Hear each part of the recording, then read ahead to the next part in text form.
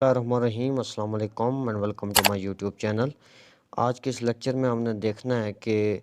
اکثر ایسا ہوتا ہے کہ کوئی فریق، کوئی پارٹی، کوئی مدعی آپ کے خلاف دعویٰ دائر کر کے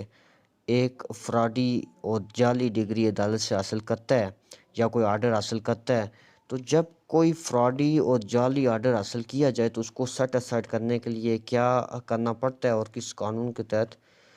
جو ہے وہ اپلیکیشن دی جاتی ہے، اس چیز کو بھی ہم نے دیکھنا ہے۔ تو سب سے پہلے آپ کو یہ پتہ ہونا چاہیے کہ اگر آپ کے خلاف کوئی فراڈی یا جعلی ڈگری حاصل کرتا ہے یا کوئی آرڈر حاصل کرتا ہے تو آپ ہمیشہ اس کو سیٹ اسائڈ کرنے کے لیے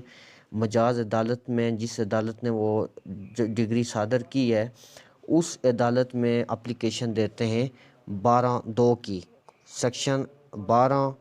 section 12 clause 2 CPC code of civil procedure, اور اس کو بذیل جو ہے وہ پڑھا جاتا ہے: where a person challenges the validity of judgment, decree or order on the plea of fraud, misrepresentation or want of jurisdiction, he shall seek his remedy by making an application to the court which passed the final judgment, decree or order and not by separate suit. تو یہاں سے آپ کو ایک چیز clear ہونی چاہیے کہ آپ اس کو سیٹ اسائڈ کرنے کے لیے، آپ اس کو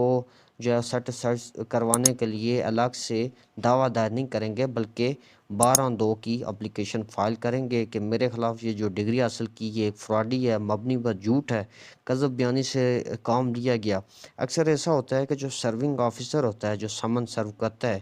وہ ڈیفینڈنٹ کی طرف سے ایک جعلی اور فرضی جو ہے وہ تعمیل کروا کر عدالت میں پیش کرتا ہے اور یہ کہتا ہے کہ اس نے تعمیل ہو گئی ہے، حالانکہ وہ شاید مدعی کے ساتھ ساز باز کر کے ایسا عدالت میں اکثر کر بھی دیتے ہیں۔ تو اب ایک ڈیفینڈنٹ کو پتہ ہی نہیں ہے کہ میرے خلاف کوئی نوٹس نکلا ہے، میرے خلاف کوئی سمن ہوا ہے، تو اس بنیاد پر بھی آ کے وہ عدالت اگر فار ایگزامپل اس کے خلاف ایکس پارٹی ڈگری پروسیڈ کرتی ہے تو ڈیفینڈنٹ آ کر تحت ضابطہ وہ سیکشن 12(2) کے تحت اس کو چیلنج بھی کر سکتا ہے، سیکشن 96 کلاس 2 کے تحت اپیلیبل بھی ہے، اور سیٹ اسائڈ یک طرفہ ڈگری کو سیٹ اسائڈ کرنے کے لیے آرڈر 9 رول 13 CPC وہ بھی ہے۔ لیکن یہاں پر یہ میں کہہ رہا ہوں کہ اگر وہ مبنی بر جھوٹ ہو، مس ریپرزنٹیشن اور کنسیلمنٹ، کوئی چیز کنسیل کر کے یا مس ریپرزنٹیشن یا کوئی فراڈ پر مبنی کوئی ایسا کام کر کے وہ آرڈر اور ججمنٹ ڈگری لی جائے، حاصل کی جائے، تو پھر ہمیشہ وہ جو ڈیفینڈنٹ ہوگا وہ 12(2) کی پلی لے گا۔ تو یہاں پر آپ کو یہ پتہ ہونا چاہیے کہ اگر فار ایگزامپل آپ سوٹ فائل کرتے ہیں تو اس میں ہمارا مختلف قانون بھی موجود ہے، جیسے کہ 1993 CLC page 2326، 1991 CLC page 553، 1998 CLC page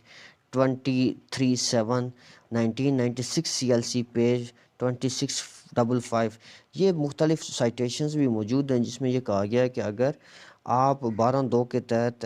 جو ہے اگر کوئی فراڈی ڈگری اور جعلی ڈگری حاصل کی گئی ہے عدالت سے، تو اگر آپ سپریٹ سوٹ فائل کریں گے تو وہ سوٹ جو ہوگا وہ لائبل ٹو بی ڈسمسڈ ہوگا، کیونکہ یہ جو سیکشن 12 کلاس 2 جو انسرٹ کی گئی بعد میں امینڈمنٹ کروا کر، اس کا بیسک مقصد یہی تھا کہ اس کو تحت ضابطہ جو ہے وہ جو ڈیفینڈنٹ ہے وہ اس اپلیکیشن کے تھرو وہ فراڈی اور جو جعلی ڈگری ہے اس کو سیٹ اسائڈ کروائے۔ تو اس کے علاوہ میں نے جیسا آپ کو پہلے بتایا کہ اگر یک طرفہ ڈگری ہوتی ہے، یک طرفہ ڈگری کس قانون کے تحت ہوتی ہے؟ آرڈر جو 9 ہے CPC، اس کا رول 6 کلاز 1 کی سب کلاز A جو ہے اس کے تحت اگر وہاں پر یہ موجود ہے کہ ڈیفینڈنٹ اگر تعمیل ہونے کے باوجود، نوٹس سمن ہونے کے باوجود، سرو ہونے کے باوجود، سمن پراپرلی سرو ہونے کے باوجود اگر حاضر عدالت نہیں ہوتا تو اس کے خلاف ایکس پارٹی ڈگری پروسیڈ ہوگی۔ تو میں نے اس کو آپ کو پہلے بتایا کہ یا تو اس طرح کو کوئی معاملہ ہو، جعلی اور فرضی تعمیل کروائی گئی ہو، یا پھر کوئی اور دیگر معاملہ ہو جس میں فراڈ کا عنصر یا مس ریپرزنٹیشن کا عنصر موجود ہو، تو تب آپ ہمیشہ 12(2) کی پلی لیتے ہیں۔ تو اگر آپ الگ سے سوٹ فائل کریں گے تو وہ ڈسمسڈ ہوگا، سوٹ جو ہے مینٹینیبل نہیں ہوگا۔ تو ہوپ سو کہ اس مختصر سے لیکچر میں آپ کو سمجھ آئی ہوگی کہ اپلیکیشن 12(2) کی کب فائل کی جاتی ہے اور کن گراؤنڈز پر فائل کی جاتی ہے، اور الگ سے دعویٰ کیوں نہیں فائل کیا جاتا۔ تو ملتے ہیں نیکسٹ ویڈیو میں، تب تک کے لیے اپنا خیال رکھیے، اللہ حافظ۔